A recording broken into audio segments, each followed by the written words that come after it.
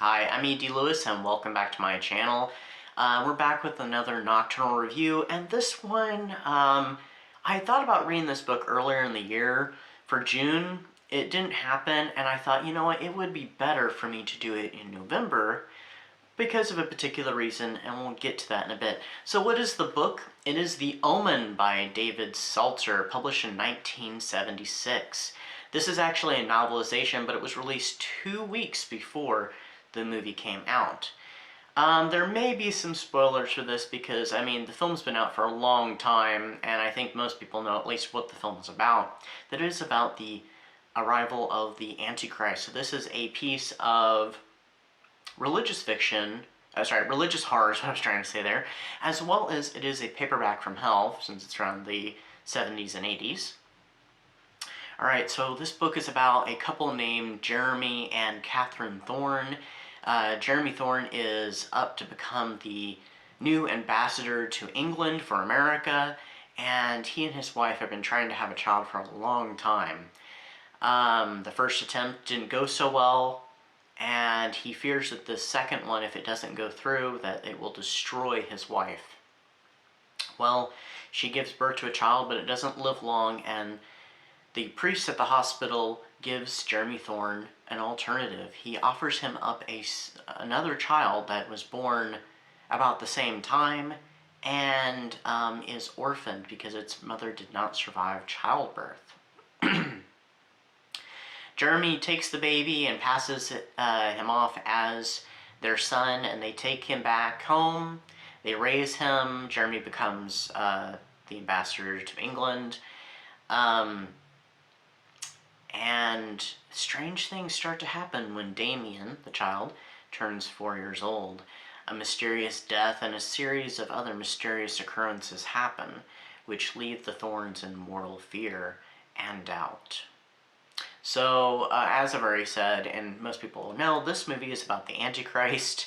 It actually came about as The Exorcist had done so well, and David Seltzer was contacted asking him if he had an idea for a religious horror film along the same lines of like Rosemary's Baby and The Exorcist, which of course were, you know, big successful films. David Seltzer ended up working on this for 2 years, and he created The Omen, and he even says in the introduction that he'd never really read the Bible until now, and so then he read a lot about the book of Revelations and, you know, came up with the plot.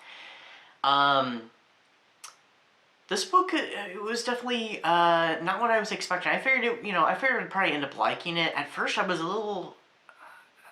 The style kind of threw me off just a little bit, but I quickly took to it. It was just not what I thought it was going to be done. And in its style, being very familiar with the film, how some things it doesn't really keep as much of a secret as it does in the film, and it's a little more upfront with certain things, but I mean, there's a lot of surprises. Even if you're very familiar with the film, there's backstory with this. It is very well read. It's a very quick-paced book. It's not very long either, and it's quite exciting, actually. There's also some changes from the movie, not just the additive backstory, like Catherine's backstory, and the backstory of one of the priests involved in this conspiracy. And some, you know, other some alternate scenes that are not in the film from 1976, nor the 2006 film, which I've only seen one time. We also get some different names for certain characters, like Jeremy Thorne in both films is named Robert Thorne, and that ending to the book is even more ominous than the ending you get with the film. Especially that big climactic scene. It's a lot more, I'd almost say it's a little more theatrical, a little more over the top than what you see in the film, but anyway. So yeah, I definitely, you know, greatly enjoyed this book. I gave it 4 stars. It was really good. So why did I read this book in November? This was my main read, and I'm glad that I got through it quick enough to do a review in time.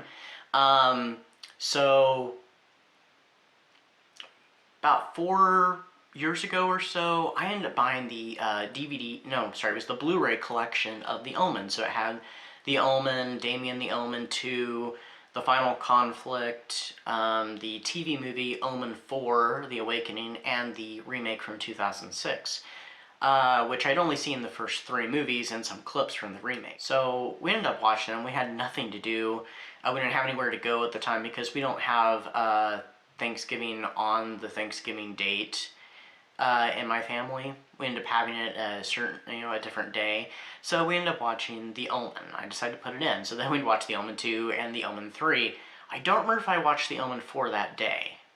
And it wasn't until the next year that I watched the remake. So it just kind of became a little bit of a tradition to watch The Omen for Thanksgiving. I'm not sure if I did it last year though, but I'm definitely going to do it this year, at least the original, and I'll probably re-watch the remake too. But yeah, it's, it was just something odd, and I thought, let's just do it, and it just became kind of a thing. So, I thought it would be perfect to read for the month of November. And also, it's one of those films from the time when they were making horror films that was kind of on the horrors of domestic life. And, starting a family and stuff. Rosemary's Baby was the traumas of pregnancy and becoming a mother. And this deals very much with the traumas and fears of, having, starting a family, and having a child, raising a child. So, it's all very much of that thing. And The Exorcist even comments on some of this stuff too, as well as, its big theme of faith. Which, by the way, I'm wearing my Pazuzu shirt. I thought it'd be appropriate for this. But yeah, that's why I kind of, and also, the holiday season deals a lot with family. And what do we get with family? We get drama. So family drama, kind of like I did with my Petals on the Wind review. So, yeah, I thought it was appropriate. I thought it'd be perfect. I feel like there was something else I was going to say. Oh! Well, I have a long history with the Omen films because I was introduced to them at a very young age. Too young probably to be watching them when I was shown the original Omen film. And when I saw the Omen 3, which I was way, way too young for that one, if you know what I mean, if you've seen it, because of a particular scene that happens, I was in 5th grade, and I can remember we went to like an event at the school or parent-teacher conference or something like that. And then we went back home and finished watching it. And I honestly don't remember that scene from when I was a child, like I said, if you know what I'm talking about. But when I rewatched it a few years back, it'd been a long time. I don't think I'd seen it since 5th grade. And I was a little shocked. Which, by the way, I do have the books for The Omen 2 and 3 over here on the shelf. And, hopefully I'll get to them before too long. So, maybe within the next year. Maybe I'll do it again for November. I'll read another Omen book. I don't have the other Omen books that came after the Final Conflict, which would be Omen 4, unrelated to the TV movie, which was a little disappointing, and Omen 5, which is the conclusion to the whole series.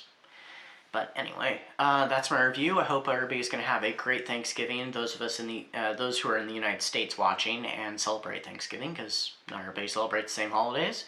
I hope everybody has a great time, and we all know what happens. Well, I guess not so much after Thanksgiving now. Pretty much on Thanksgiving now for a lot of places. Happy shopping. So anyway, stay safe, stay spooky, and until next time.